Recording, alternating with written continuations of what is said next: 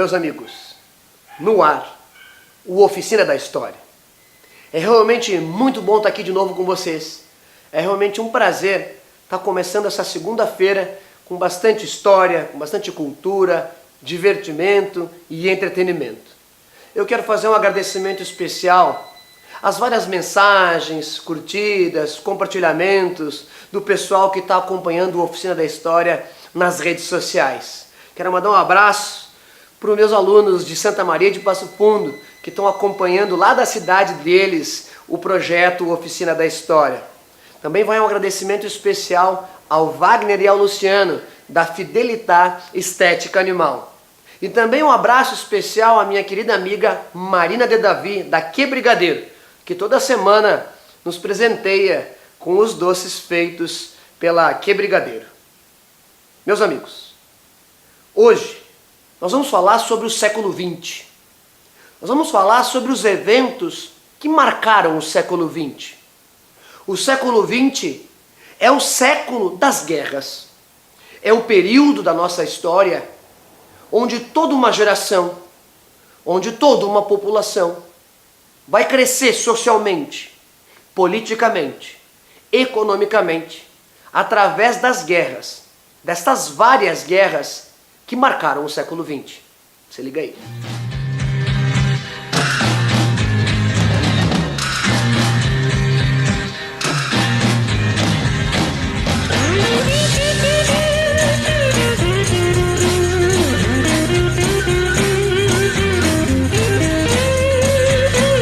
There must be some kind of way out of here. Say the joker to the thief. O século XX é o período da nossa história marcado por profundas transformações nas esferas políticas, sociais, econômicas, tecnológicas e culturais. O século XX é tratado por alguns historiadores como o século das guerras, porque nesse período houveram inúmeras guerras. Guerras que vão acabar sendo o elemento transformador de toda uma sociedade que vai se desenvolver nesse meio. O século XX começa com a Primeira Guerra Mundial. E o evento mais emblemático desse período vai ser a Segunda Guerra Mundial.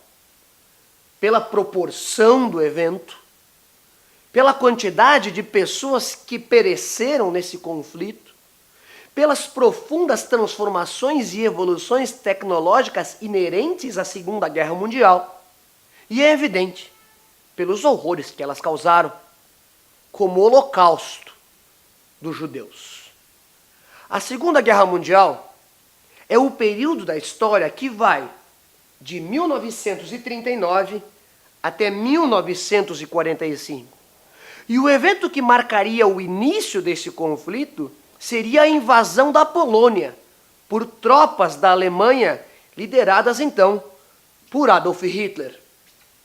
A Alemanha inicia um processo de expansão territorial, de expansão econômica, que vai contra os interesses da política e da economia vigente naquele contexto. Só que a Alemanha hitlerista, ela estava preparada para esse conflito. Adolf Hitler, quando chega ao poder, ele inicia um projeto de recuperação econômica da Alemanha. Lembrando que o nazismo, ele surge como a terceira via. E a terceira via é sempre uma via preocupante.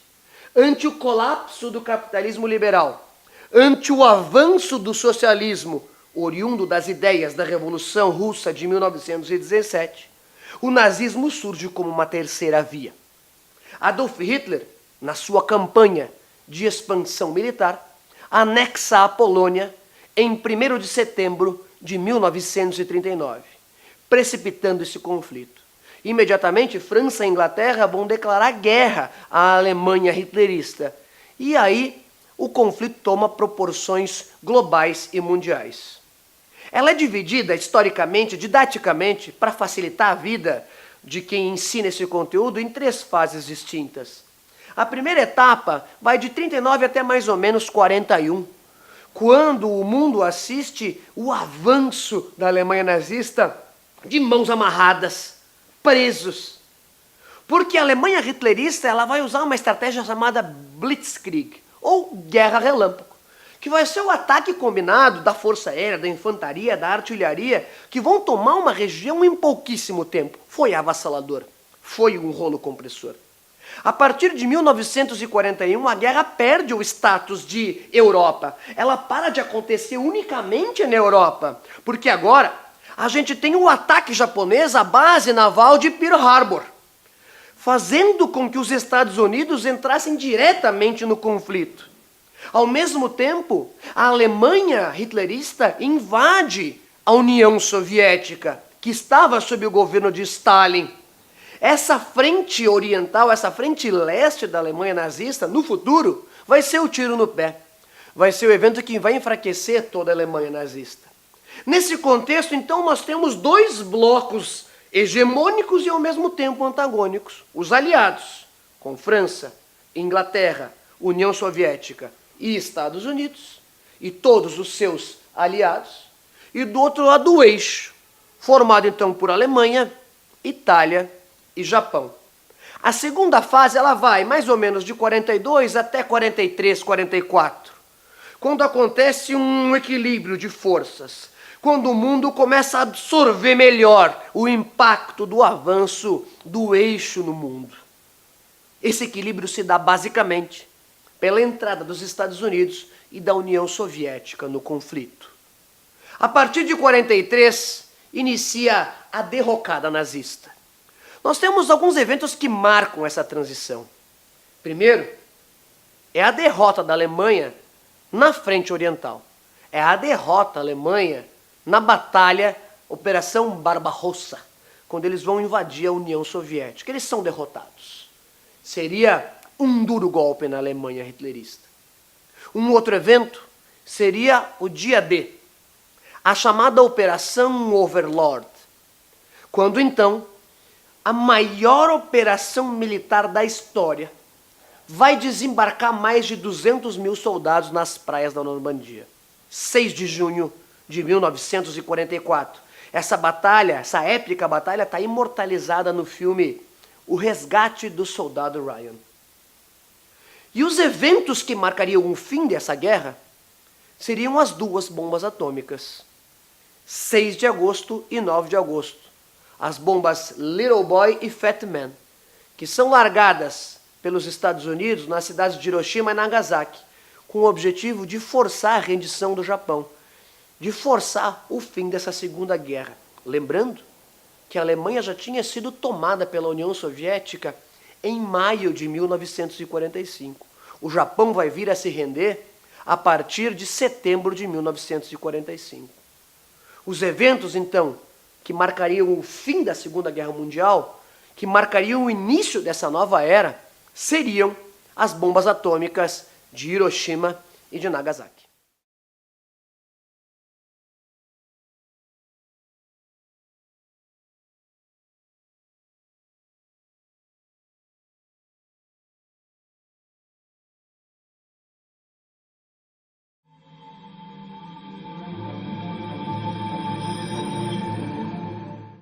Na história.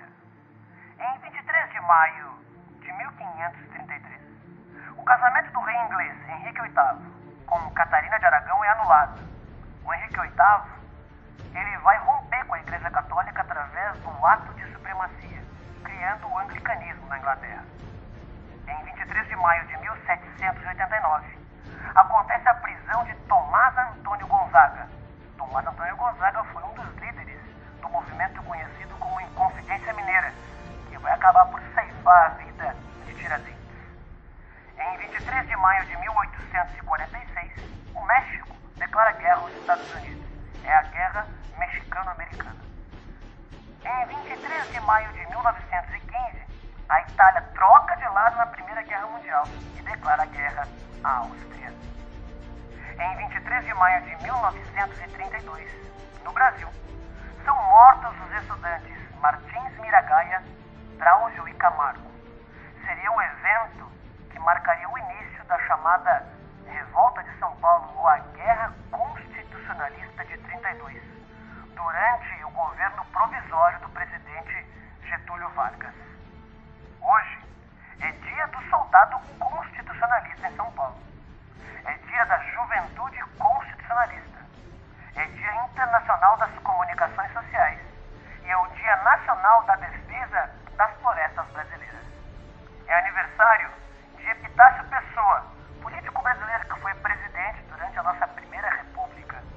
É aniversário também de Sacadura Cabral, em 23 de maio de 1881. Aviador português.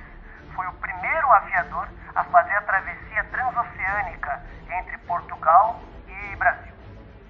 É aniversário de Rubens Barrichello. E por um acaso também é dia da tartaruga. É aniversário da morte dos criminosos americanos Bonnie e Clyde. E também foi o dia onde Himmler, o chefe da SS nazista, se suicida. Esse é o Hoje na História. Após a Segunda Guerra Mundial, o mundo vai ser palco de um novo conflito. O mundo vai ser palco de uma nova guerra. Uma guerra não declarada, uma guerra indireta.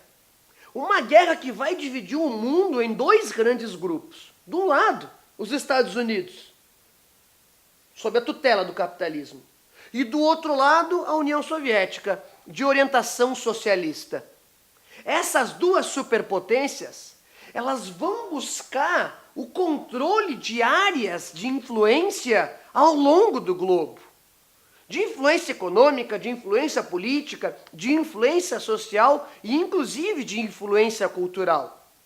O conflito entre essas duas superpotências era redondamente inviável. Porque tanto a União Soviética quanto os Estados Unidos eram potências que já possuíam um arsenal nuclear imenso. Cara, esse aperta um botão aqui, esse aperta um botão lá, acabou o mundo. Acabou o mundo. É uma guerra de proporções atômicas. Tanto que perguntaram para o Albert Einstein na época, como vai ser a Terceira Guerra Mundial? Ele disse, olha, a terceira eu não sei como é que vai ser, mas a quarta eu lhes garanto que vai ser com paus e pedras.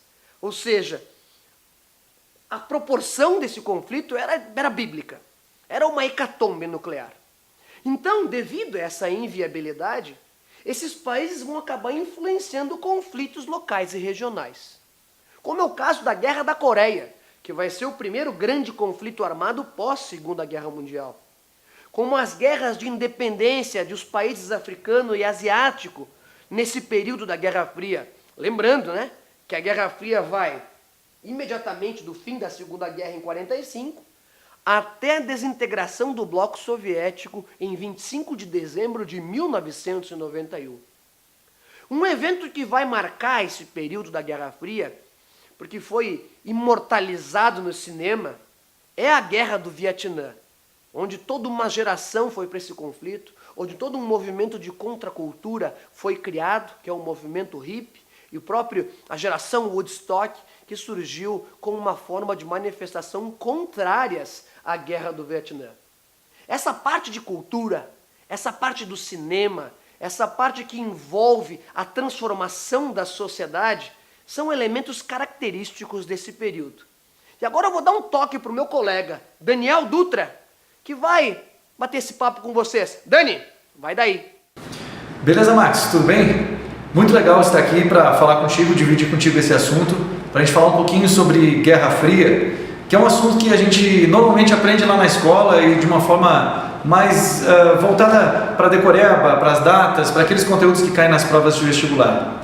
Quando eu pensei nesse assunto, Guerra Fria, quando tu me fez esse convite, eu decidi que eu ia trabalhar um pouco mais uma outra área, uma área mais voltada para produção de entretenimento, para a área do cinema, ou seja, de que maneira que a Guerra Fria influenciou a produção cultural dos anos 60, dos anos 70 e dos anos 80. Nesse tempinho que a gente vai ter para conversar agora, vamos tentar resgatar algumas coisas bacanas para a gente pensar sobre a Guerra Fria.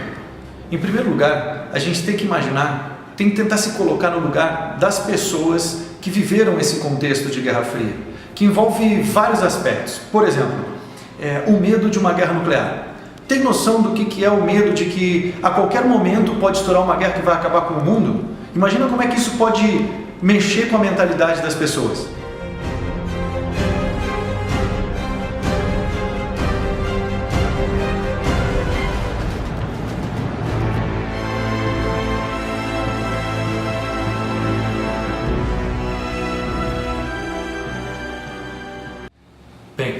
inspirado nesse cenário do poder da radioatividade, um roteirista que muitos de vocês devem conhecer, chamado Stan Lee, responsável pelos maiores personagens de HQ que a gente conhece no mundo até hoje, resolveu elaborar uma história que na época não ficou muito famosa. A história de um cientista que andava fazendo pesquisas e que depois de um acidente em seu laboratório sofreu algum tipo de mutação. E que toda vez que ele ficava com raiva ou nervoso, ele se transformava num ser descontrolado. Acho que vocês já devem ter ouvido falar nesse cidadão. Essa história ficou conhecida e lançada em 1962 no volume 1 da revista O Incrível Hulk.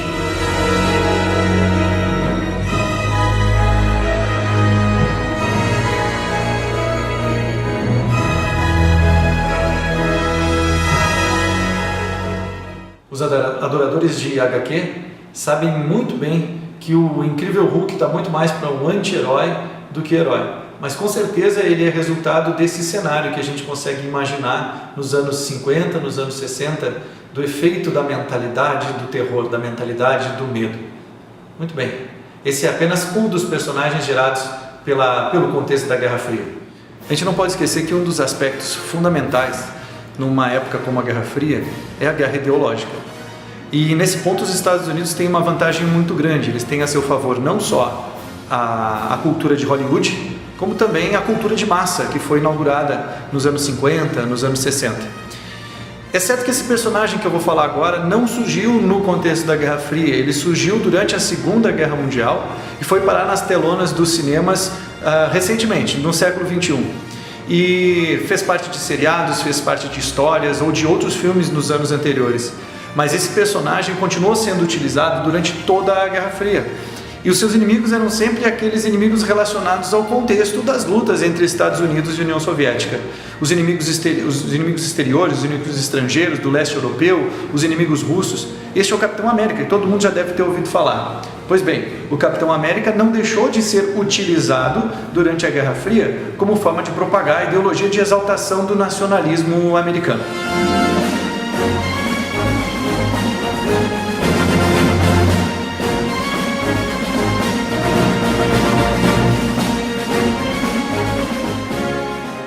E se a gente resgatasse a história de um playboy que viveu a vida, curtindo a vida loucamente, mas que acabou investindo pesado no armamento de alta tecnologia. Infelizmente sofreu um acidente e acabou quase morrendo. A história dele continuou e ele acabou virando um prisioneiro de rebeldes asiáticos. E aí ele acaba sendo meio que obrigado, pressionado a construir uma super máquina, um super soldado, um exoesqueleto capaz de voar, capaz de destruir tudo pela frente. Vocês devem saber de quem eu estou falando, né? Esta é a origem da história do Homem de Ferro.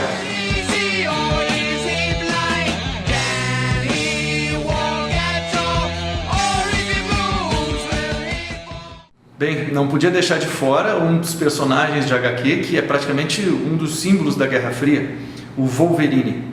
O personagem Wolverine é resultado de um projeto governamental de criação de uma super arma, o projeto Arma X, que pretendia substituir o esqueleto do X-Men Wolverine por adamantium, um metal indestrutível. A própria história do Wolverine, quando ela vai ser resgatada, embora ele seja um personagem desmemoriado, mas a partir das histórias que contaram a sua origem, o Wolverine teria lutado na Guerra Civil Americana, teria lutado na Segunda Guerra Mundial e durante a Guerra Fria foi agente da CIA. Logan, como ele passou a ser chamado, passa a lutar a vida inteira, correr atrás dele durante a vida inteira para tentar descobrir o que aconteceu de verdade com ele, já que as memórias que ele tem foram na verdade implantadas enquanto ele estava dentro do projeto Wolverine.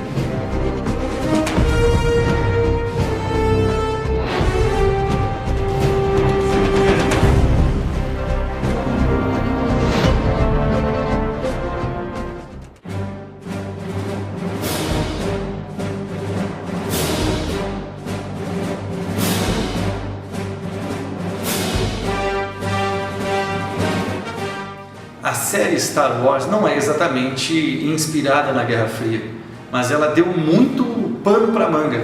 Durante os anos 80, o presidente Ronald Reagan resolveu apelidar essa nova fase da Guerra Fria de Guerra nas Estrelas, basicamente porque é um período da história da Guerra Fria onde tudo acontece na estratosfera, através de satélites, mísseis de longo alcance.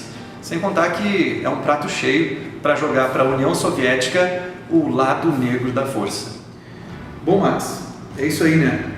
A gente sabe, na verdade, que a Guerra Fria não é só entretenimento, não é só diversão. Na verdade, a Guerra Fria é um período sério da história da humanidade onde realmente a gente correu o risco de um cataclisma, de um fim de mundo. A gente tem que pensar que as grandes autoridades, as grandes cabeças que comandavam o planeta tinham o destino da humanidade nas suas mãos. E a gente tem que levar a sério esse assunto, sim. A gente passou por conflitos indiretos usados pelas duas potências, a capitalista e a socialista, que provocaram centenas, milhares de mortes na Ásia, na África. Todo o contexto de descolonização da África também está totalmente contaminado pelo cenário da Guerra Fria. As nossas ditaduras latino-americanas estavam ligadas ao combate ao socialismo, ao combate ao medo do avanço do avanço vermelho. Então, assim, falar de Guerra Fria é um assunto sério. Agora, a gente também pode pensar que durante esse período, todas as pessoas que viviam, que produziam conhecimento, que produziam entretenimento, também estão inseridas nesse contexto. E elas vão naturalmente ser contaminadas por essa forma de pensar. Então, para não ficar uma mensagem tão superficial, eu gostaria só de refletir que em determinados momentos da história, a gente tem sistemas, grandes ideologias que entram em choque por motivos bastante profundos, bastante importantes, mas que isso afeta diretamente a vida das pessoas, afeta a maneira da gente pensar, afeta a maneira como se produz arte, como se produz entretenimento, como se produz consumo, e é isso que faz parte do nosso sistema. Max, espero que eu tenha te ajudado um pouco a refletir sobre a Guerra Fria de uma forma um pouco mais leve, vamos dizer assim, do que somente a discussão teórica, metodológica. Um abraço, Max, obrigado pelo convite. Você sabia que durante a Primeira Guerra Mundial, alguns soldados foram para o fronte de batalha de táxi? Isso aconteceu na França, nos primeiros dias de setembro. Quando as tropas alemãs estavam cercando Paris, o governo francês requisitou os táxis de Paris para poder mobilizar essas tropas e conter o avanço alemão naquele contexto. Você sabia que o jogo Monopólio, o nosso banco imobiliário, ajudou milhares de refugiados e aliados a fugirem de campos alemães durante a Segunda Guerra Mundial? Isso porque a Alemanha permitiu que a Cruz Vermelha lançasse para dentro desses campos uma grande quantidade de remédios, de suprimentos e medicamentos. Nessas encomendas, enviaram caixas do Banco Imobiliário especialmente feitas para esse feito, com dinheiro de verdade, com mapas daquela região, inclusive com uma bússola e uma lima. Essa foto seria a foto emblemática da Guerra do Vietnã, onde a gente viu o general Loan condenando e matando um prisioneiro Vietcong. O fotógrafo dessa foto disse que o general matou aquele sujeito e eu matei o general com essa foto. O que acontece, que muita gente não sabe, é que esse sujeito ele tinha sido preso porque botou uma bomba em uma repartição pública, matando dezenas de pessoas. O general, que era o chefe da polícia do Vietnã do Sul, pegou ele, condenou e matou ele ali, na frente de todo mundo. Anos depois, ele foi morar nos Estados Unidos, abriu uma pizzaria e morreu de câncer em 1998. Outra foto famosa da Guerra do Vietnã é a foto da menina Kim Phuc, aos 9 anos, com o corpo coberto de napalm, porque a sua aldeia tinha sido bombardeada. Ela foi socorrida pelo próprio fotógrafo que resgatou ela, e hoje ela mora no Canadá e tem 2 filhos. A Guerra Fria, aquele período onde o mundo ficou na iminência de uma guerra nuclear, os Estados Unidos tinham como código do lançamento de mísseis por mais de 20 anos o código 00000. A Guerra do Vietnã vai ser o conflito mais emblemático desse período que a gente conhece como Guerra Fria. Ele vai ser emblemático por uma série de fatores, desde a proporção desse conflito, até o fato de ser um conflito que foi amplamente divulgado pela mídia, quase que reproduzido e televisionado em tempo real. A Guerra do Vietnã é um conflito que começa em 59 e termina mais ou menos em 75, 76 na verdade, quando o Vietnã se unifica. As batalhas vão acontecer na região do Vietnã do Norte, Vietnã do Sul, Laos e Camboja. Essa região do Vietnã foi uma colônia francesa por muito tempo. E durante a Guerra da Indochina, ficou acertado que ele seria dividido em dois países. O Vietnã do Norte, sob a liderança de Ho Chi Minh, com o apoio indireto da União Soviética, e o Vietnã do Sul, uma espécie de ditadura militar, com orientação capitalista e o apoio direto dos Estados Unidos. A relação entre os dois Vietnãs era uma relação muito estreita, basicamente ou diretamente ligada à própria divergência ideológica e política. Sob a justificativa de unificar o Vietnã do Norte com o Vietnã do Sul sob uma orientação socialista, os americanos intervêm diretamente nesse conflito. Inicialmente, eles vão intervir com consultores, com equipamento militar, com equipamento bélico. E em meados da década de 60, eles passam a intervir diretamente no conflito, enviando soldados, que vão chegar a mais de 500 mil soldados. O soldado norte-americano vai sofrer muito nesse território, marcado por florestas tropicais fechadas, grande quantidade de chuvas. Inclusive, o equipamento americano não era um equipamento que estava preparado ou adaptado para esse tipo de clima. Já os Vietcongs estavam na sua casa e utilizaram táticas de guerrilha, enquanto os americanos empenharam-se no uso de tecnologia e de armamentos modernos, como é o caso do uso de helicópteros em combate. Pela primeira vez, foram usados efetivamente em combate os helicópteros em guerra. A guerra de guerrilha vai ser um evento que vai marcar esse conflito. Como os Vietcongs não podiam enfrentar tecnologicamente diretamente o exército americano, eles usaram essas táticas de guerrilha. Então os americanos, naquelas densas florestas do Vietnã, muitas vezes nem via da onde estava saindo os tiros, ou as bombas, ou o ataque. Por isso que eles diziam que os Vietcongs eram verdadeiros fantasmas. Era um verdadeiro bicho-papão.